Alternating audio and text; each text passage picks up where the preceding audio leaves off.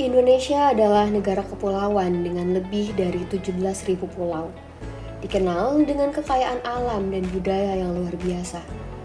Tapi, di balik keberagaman dan potensi besar ini, Indonesia juga memiliki tantangan tentang bagaimana memastikan setiap warganya memiliki akses yang cukup terhadap pangan.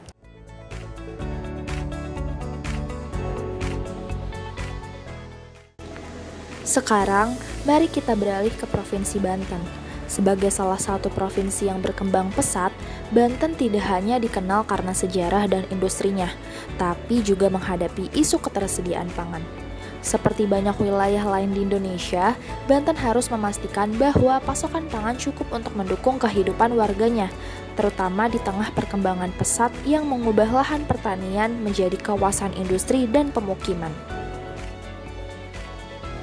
Salah satunya Cilegon, sebuah kota di Banten yang menjadi pusat industri baja di Indonesia. Di sini, tantangan untuk menjaga ketersediaan pangan semakin kompleks. Lahan pertanian terus menyusut dan sebagian besar kebutuhan pangan warganya harus dipasok dari luar daerah. Jadi, bagaimana Cilegon bertahan di tengah kondisi ini? Apa kebijakan yang diambil untuk memastikan kebutuhan pangannya terpenuhi? Ketersediaan pangan adalah salah satu dari 3 aspek utama ketahanan pangan yang harus dipenuhi oleh setiap daerah. Ketersediaan pangan merupakan hal yang sangat penting karena pangan adalah hak dasar bagi setiap individu. Di kota Cilegon, Provinsi Banten, dengan luas wilayah 175,51 km persegi dan populasi lebih dari 400.000 jiwa, tantangan untuk memenuhi kebutuhan pangan warganya sangatlah nyata. Sebagai kota industri di ujung barat Pulau Jawa, Cilegon berperan strategis dalam perekonomian nasional. Namun, keterbatasan lahan dan alih fungsi menjadi tantangan tersendiri dalam menjaga ketahanan pangan lokal. Pada tahun 2024, lahan pertanian di Cilegon hanya tersisa 1.108 hektar, turun drastis dari 1.358 hektar di awal tahun yang sama. Kota Cilegon hanya mampu memenuhi 11,2% dari kebutuhan pangannya setiap tahun. Dari total kebutuhan 49.000 ton per tahun, hanya sekitar 5.500 ton yang bisa dipenuhi oleh produksi lokal. Sisanya, 88% kebutuhan pangannya harus dipasok dari daerah lain seperti Pandeglang. Nah, ketergantungan yang tinggi pada pasokan dari luar inilah yang membuat Cilegon sangat rentan terhadap fluktuasi harga dan gangguan distribusi. Ketergantungan pada daerah lain membuat harga pangan di Cilegon sering kali naik turun, terutama saat hari-hari besar seperti Idul Fitri dan Natal.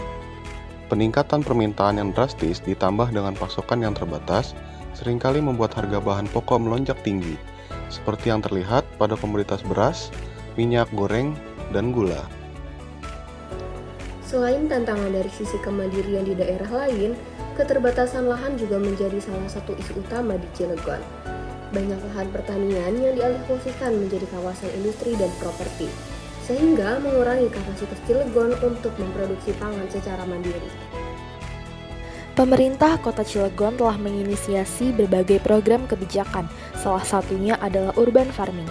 Program ini dirancang untuk memanfaatkan lahan-lahan sempit di perkotaan, seperti perkarangan rumah dan ruang terbuka hijau, agar bisa ditanami berbagai jenis tanaman pangan. Urban farming adalah salah satu solusi yang diharapkan bisa meningkatkan ketersediaan pangan di kota dengan lahan pertanian yang terbatas seperti Cilegon. Program ini diterapkan di beberapa kecamatan seperti Kecamatan Citangkil dan Kecamatan Gerem, di mana masyarakat didorong untuk menanam sayuran dan buah-buahan di pekarangan rumah mereka. Selain dapat meningkatkan ketersediaan pangan secara lokal, urban farming juga mengurangi ketergantungan pada pasokan dari luar daerah.